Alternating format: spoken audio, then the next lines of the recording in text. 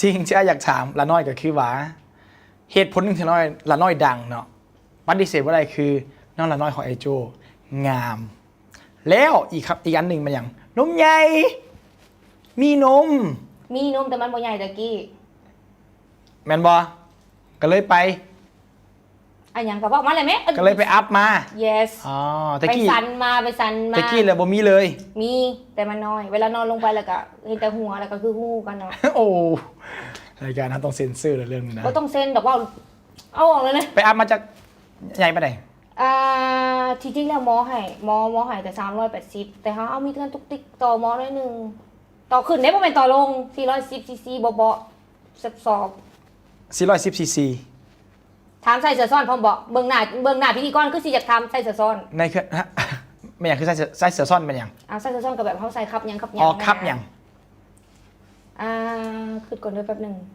มันจะมีช่วงขึ้นช่วงลงเนี่ยเนาะโอ้มีช่วงขึ้นช่วงลงดีแม่แต่ว่าใส่ปกติแท้ๆกับ34 c ว้าวใส่ c 34บ่ถึงขั้น36ชีวิตก่อนจะเสริมกับหลังเสริมแตกต่างกันหลายมาเลยชีวิตก่อนจะเสริมสำหรับตัวหล่าเองสำหรับคนอื่นหล่าบ่ฮู้แต่สำหรับตัวหล่าเองเนาะแตกต่างกันบ่หลายแต่แตกต่างที่หลายที่สุดก็คือซีเว้าเรื่องสายตาเวลาเฮาย่างกายเนาะเวลาที่เฮาใส่เสื้อฟิตหุ่นน้อยนึงเพราะว่าหล่าก็บ่ได้เป็นคนที่แบบตุ้ยแบบไอ้โจ้บอกอีหยังแบบนี้นะแบบไอ้บ่ได้ตุ้ยประทันไอ้อวบอวบแล้วอย่างสุดท้ายแบบนั้นเนาะแล้วก็เวลาเฮาย่างกายก็คือแบบคนเบิ่งอหยังประมาณน่ะถามว่าดีใจบอกอ่ะคนอื่นเบิ่งแหละแบบผู้ชายเบิ่งแล้วอาจจะแบบมีความสุขแต่ล่ะกูจะกลายเป็นคนบ่มั่นใจในตัวเองไปในทันทีไอ้โจล่ะว่าเป็นคนที่มั่นใจในตัวเองขนาดนั้นแต่เป็นคนแค่บ่แค่โลกปานใดฐานใน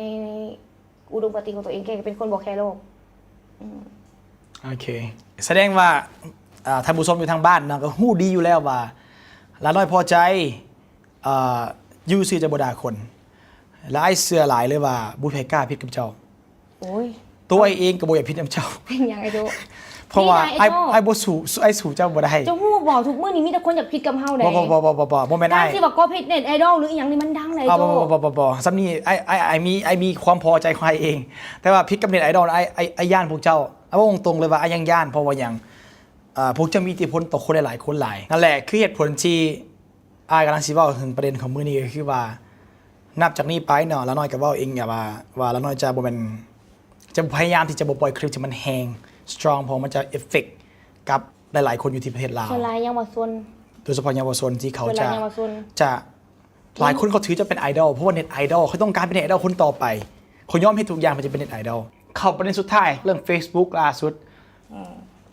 ที่มีคนโพสต์คอมเมนต์บ่ไอ้บ่แน่ใจคือกันเพราะไอ้เคยเห็นลาไปแคปเจอร์แล้วก็ไปโพสต์ใน Facebook ว่ามีคนให้ค่าโตเพื่อขาแล้วหน่อยพอใจแทบอ่ะเห็นเขาเจ้าไปคอมเมนต์ว่าให้อันยังก็จ้างคนมาขาละ 50,000 บาทเบิ่งนายล่ะด้วยโจโอ้ก็โพดให้กู 50,000 บาทให้หลายกูหันกับบ่ได้ว่าแท้เลยตดยังบ่ทันได้เฮยกับหมดแต่เงินจ้างขาล่ะน้อยพอใจ 50,000 บาทล่ะทั้งมื้อนึงถ้ามีคนมาเฮ็ดทำให้เจ้าแท้จะเจ๊ได้เราบ่ค่อยซีเรียสเรื่องพวกนั้นเลยโจเพราะว่าตั้งแต่ที่เกิดเรื่องเป็นตั้งแต่เรื่องตั้งแต่ต้นหลักอะที่กล้องวงจรปิดเนาะอันนั้นมันสิ่งเดียวที่ขึ้นได้เพราะว่าแล้วก็ถามว่าใช้ชีวิตปกติสุขบ่ก็ใช้ชีวิตปกติสุขก็บ่ค่อยมีควรติดถ้าสมมุติว่าหล่าน่ะเป็นคนที่มักไปหลินกินเหล้ากินเบียร์ไปเทคไปบ้าร์ที่เจอคนตลอดเรียบร้อยเขาอุ้มเจ้าแท้ๆแล้วน้อยพอใจอยากให้อุ้มอยู่ใดคันผู้ชายอุ้มก็โอเคใดคันผู้หญิงอุ้มเลยเขาอุ้มเจ้าแน่นอนคันบ่เห็นก็สิแม่นไอ้โจ้แล้วก่อนหมู่โอเคเฮาล้มกันละน้อยพอใจได้พอหอมปากหอมคอละหลายประเด็นมื้อนี้ล้มก็เคลียร์ทุกอย่างละหัวขอสุดท้ายแท้ๆที่อยากถามหลาน้อยจากใจโจเลยเด้อว่า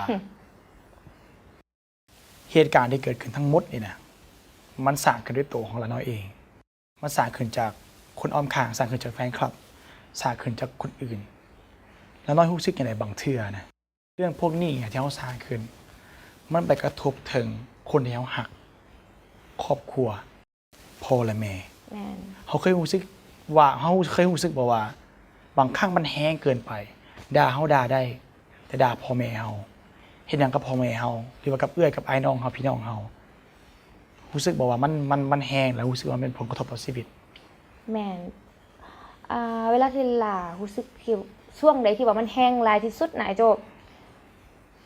ก็สิเว้าหยังพ้นไปคำนี้บ่ได้นอกจากคำว่าเบื่อเนื้อก็เบื่อไปก็แม่นนาย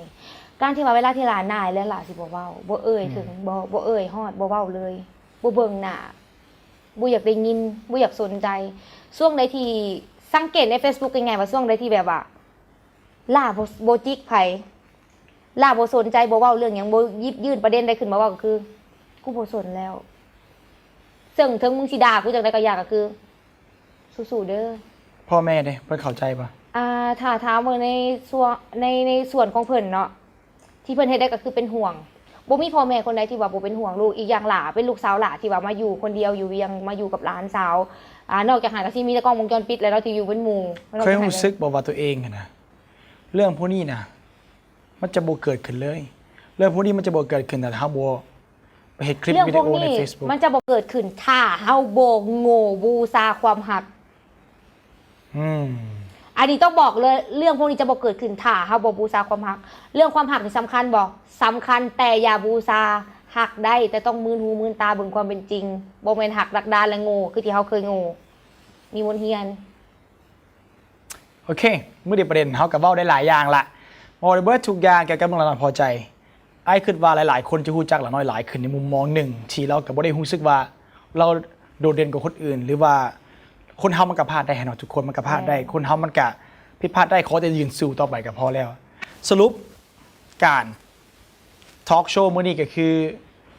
เขาก็ได้รู้จักละน้อยพอใจหลายขึ้นเนาะรู้จักผู้หญิงคนนี้หลายขึ้นรู้จักว่าผู้หญิงคนนี้อย่างหน่อยเขาก็มีหัวใจ มีความคิดและมีความรู้สึกเขาแค่คนคนที่หัก คนที่เขาหัก แล้วเขาจะบอกแค่คนที่เขาบ่หักเนาะมื้อนี้ขอบ่ได้เอาละน้อยมาประจานหรือมาถามเพื่อซักไส้เอาความจริงอย่างทั้งหมดโจโจ้แค่เป็นพิธีกรเนาะของรายการ Talk and Talk เท่านั้นและแค่อยากดำเนินรายการเป็นพิธีกรซื่อๆเนาะเป็นตัวกลางเด้อบ่ได้เข้าข้างไผบ่ว่าจะเป็นละน้อยพอใจบุคคลที่3หรือว่าอีกฝั่งหนึ่งเนาะบ่ได้เข้าข้างไปหมดเนาะแค่ถามเป็นกลางที่สุดเพื่อจะได้คำตอบเพื่อจะได้รู้ว่าละน้อยพอใจคนนี้เป็นแนวใดเนาะรายการเฮาก็น่าจะจบแต่เพียงเท่านี้เพราะว่าเฮาก็ทางมันได้โดนแล้วถือว่าดีใจไอ้โจ้ขอบใจหลายที่ละน้อยยอมมาออกรายการไอ้โจ้ก็ขอบใจนำหลายที่ยินคำนั้นแล้วรู้สึกว่าเว้ยย้อนหน่อยโจโจ้มิราเคิลยังมีอย่างดีอยู่ให้เขาได้รู้สึกว่า ไอ้โจ้บอกที่จริงเฮาว่าเฮาสิบ่มา เอา การที่เจ้าเรือนนัดเฮาน่ะเป็นการที่แบบเสียความรู้สึกที่สุดแต่เจ้าฮู้ว่าเฮายอมมาย้อนหยังเฮาได้ปรึกษากับไอ้บ๊อบเนาะก็คือไอ้บ๊อบเว้าแหละเนาะว่ายังมีหลายๆคนที่ยังบ่ฮู้จักเฮาบ่ฮู้จักว่าเลิกตื่นหน้าบ้านเฮาเป็นจังไดแบบว่าบ่แม่นที่ว่าการที่เห็นเฮาทางจอโทรศัพท์จอ iPad จออหยังต่างๆสิมาเอาแค่คำเว้าเฮาเท่านั้นน่ะมาวัดว่าเฮาเป็นแบบใดบ่แล้วก็ล่ามั่นใจในตัวล่าเองแล้วล่าบ่แม่นคนฉลาดบ่ได้เป็นคนรวยคนงามหรืออีหยังหรือจังใดในอุดมคติของล่าสิคิดทุกๆมื้อว่ายังมีคนที่เหนือกว่าเฮาอีกหลายที่เขาบ่เว้ายังมีคนที่งามกว่าคนที่รวยกว่าคนที่เก่งกว่าคนที่มีความสามารถหลายกว่าเฮาแต่เขาอาจจะแบบบ่ได้เสนอหน้าแบบคือล่าออกมาเสนอหน้าแบบนี้ก็ได้จังซี่นะยังมีหลายๆคนที่รวยกว่าเฮาสิบ่จำเป็นต้องออกมาประจานบ่จำเป็นต้องออกมาโซตัวเองว่ามื้อนี้เฮาใส่กระเป๋ารุ่นนี้มื้อนี้เฮารวยเฮากินข้าวอยู่ห้านนี้ให้นี่บ่จำเป็นยังมีหลายๆคนอีกเหนือกว่าเฮาที่ว่าเขาเด็ดเขา the best กว่าเฮาอีก the best ของ the best อีกก็ยังหลายแต่เขาแค่บ่เว้า